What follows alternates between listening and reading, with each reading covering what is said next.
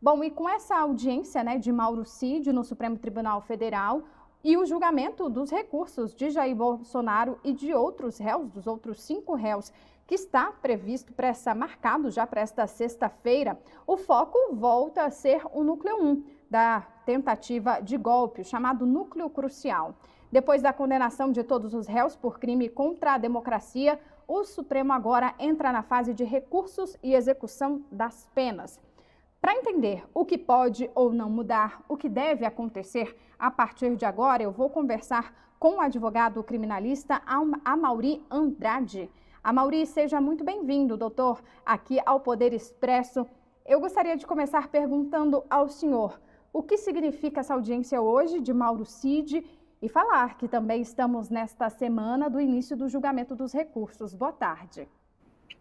Boa tarde, Vitória. Boa tarde a todos os telespectadores aqui do SBT News. Muito prazer. Obrigado pelo convite. Para mim é uma honra estar aqui com vocês. Veja bem, essa não é uma audiência comum para fins de cumprimento de pena. É uma audiência que geralmente ocorre nas varas de execuções penais e medidas alternativas do nosso país afora, mas o ministro relator Alexandre de Moraes resolveu por bem marcar essa audiência para que essa audiência possa esclarecer de como efetivamente se dará o cumprimento desta pena. É uma audiência chamada audiência admonitória, que é uma audiência de esclarecimentos, e se porventura o condenado, que é o caso do Mauro Cid, condenado tiver alguma dúvida, ele esclareça diretamente perante o magistrado.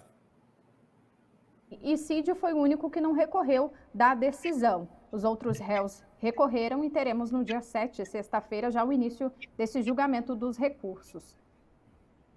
Perfeito. Ele não recorreu, achou por bem que a pena aplicada foi suficiente, né, para atender a questão da reprovação, né, do suposto ato por ele praticado, e assim ele agora transitou em julgado a sentença penal condenatória, não cabendo mais nenhum tipo de recurso, e de fato inicia-se o cumprimento da pena. E como está muito bem destacado pela reportagem de hoje de vocês, a retirada da tornozeleira eletrônica. Por que retirada da tornozeleira eletrônica?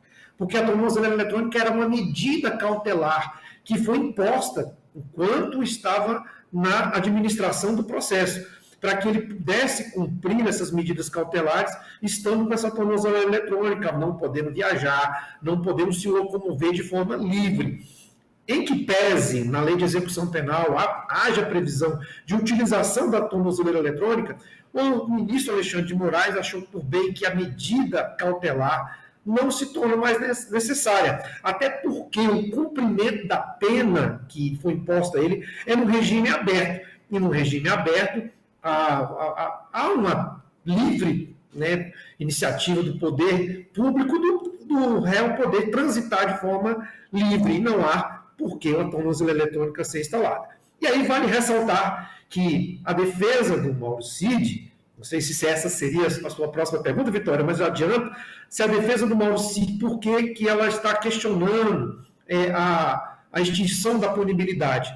Porque durante o processo, como ele estava com tornozeleira eletrônica, supostamente ele estava, em tese, cumprindo pena. Então, mesmo ele estando condenado no regime aberto, pediu a extinção da punidade para quê? Para que a tornozeleira eletrônica instalada durante o período de processo pudesse ser descontada agora no período de pena. Chama-se detração penal. E aí a defesa pede a extinção da punidade, justamente que em suma, o que é isso? Ele já cumpriu a pena no tempo provisório e não tem por que agora cumprir pena num período definitivo. E essa, então, é mais uma decisão do relator ministro Alexandre de Moraes, que aí analisa esse novo pedido. Perfeitamente. Esse pedido, Vitória, é feito justamente na execução da pena, certo? Chama-se detração penal, ou seja, o cômputo da pena que foi, em tese, cumprida no período provisório, ser agora levado a efeito no tempo definitivo. Então, é isso que provavelmente o ministro vai se manifestar, porque causa de extinção da punibilidade, Vitória, ela pode ser alegada a qualquer momento, inclusive durante o cumprimento de pena. Estamos aí prestes ao início, né, do julgamento dos recursos do ex-presidente Jair Bolsonaro e dos outros réus. Quais são os principais argumentos das defesas? E isso, será que de alguma forma pode mudar esse julgamento virtual? Pode mudar alguma coisa nos recursos? Sim, olha só, o embargo de declaração, que foi o recurso manejado, Vitória, é um recurso que visa, né, sanar um defeito material que possa ter ocorrido na sentença ou no acordo, ou também sanar eventuais obscuridades, contradições, omissões e sanar dúvidas. É lógico que se houver, né, e tiver fundamento o recurso defensivo de sanar a obscuridade, omissão ou dúvida, pode ter um efeito modificativo, certo? Não acredito que esse efeito vai ser tão drástico para, no caso, absolver literalmente o ex-presidente Jair Bolsonaro ou os outros demais réus desse núcleo. Por quê? Porque, primeiro, que está sendo julgado na primeira turma do Supremo Tribunal Federal pelos próprios ministros que o condenaram, ou aquele ministro que pediu absolução, que foi o caso do ministro Fux. Mas esse não é um recurso tão abrangente que visa ali, de fato, modificar drasticamente uma determinada sentença. Então, vai provocado pela defesa, os principais pontos seria, de fato, esclarecer sobre a questão da trama golpista, vinculando o ex-presidente Jair Bolsonaro aos condenados no 8 de janeiro, pedindo-se a absolvição dele, e também outro ponto, que foi muito suscitado pela defesa, foi no tocante à aplicação da pena ter sido aplicada tão alta, né, e o cálculo da pena ter sido suscitado pela defesa de forma equivocada. Esses são os principais pontos. E a margem para novos recursos, doutor? Sim, o embargo de declaração, Vitória, ele é um recurso provocativo, vamos se dizer. A defesa deve ter essa estratégia de provocar para que os ministros se manifestem, talvez se manifestar de forma equivocada, eles entrarem com um recurso chamado um outro embargo de declaração ou embargos divergentes, se caso tiver votos vencidos. Então, pode ser, sim, manejado outros recursos, ou até mesmo, Vitória, no habeas corpus. Se for algo tão esdrúxulo, né, tão assim, gritante, né, que possa não ter modificado a sentença dos ministros, aí sim pode entrar até com um habeas corpus, que é um remédio constitucional possível para atender questões sobre constrangimentos que possam ocorrer no seu direito de ir e vir. Como há uma condenação, esse direito pode estar sendo violado. Então, estamos acompanhando o início do cumprimento da pena de Mauro Cid e sexta-feira começa o julgamento virtual dos recursos apresentados pelos outros réus. Vai ali durante uma semana, começa no dia 7 e vai até o dia 14, então vai da sexta-feira que vem até a outra sexta-feira. Tirando esse julgamento, né? Terminou esse julgamento, esse processo anda de forma mais rápida, teremos uma prisão efetiva ainda este ano? Qual é a avaliação do senhor? Quando esses outros réus devem começar, então, de fato, cumprirem as penas?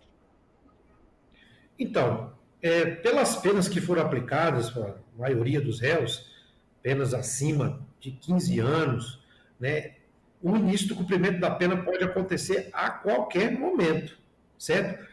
É somente no tribunal do júri que nós temos a previsão legal de que a pena é imediata. No entanto, com os crimes como esses que estão sendo apurados, que foram apurados e réus condenados, não temos previsão expressa, mas o ministro relator, ele, achando por bem, ele pode já expedir um mandado de prisão de forma imediata e cumprir a pena. Isso vai ficar a cargo da determinação dele, até mesmo porque, em que pese o duplo grau de jurisdição que a via recursal está sendo utilizada, mas o ministro ele pode entender de forma diversa e a pena poderá iniciar imediatamente.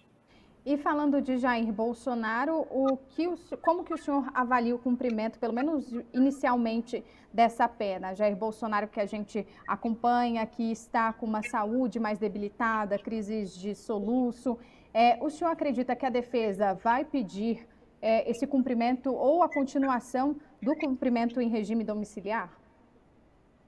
Sem dúvida. Se ele está em regime domiciliar agora, em que pese os motivos pelos quais ele está preso domiciliarmente, não é por questão de saúde, mas o ministro Alexandre de Moraes colocou na sua decisão outros aspectos, com certeza a defesa do ex-presidente Jair Bolsonaro, com certeza vai entrar com a substituição de eventual cumprimento de pena no regime fechado, como foi fixado na sentença, para uma prisão domiciliar para fins de tratamento, de saúde, até mesmo porque nos presídios, né, no Brasil afora, não tem uma estrutura condizente para atender e dar tratamento a todos os tipos de doenças às pessoas condenadas. Então, por isso que a nossa legislação, na lei de execução penal, é permitida a substituição da pena em si, para que o condenado possa cumprir a sua prisão de forma domiciliar e receber os tratamentos de saúde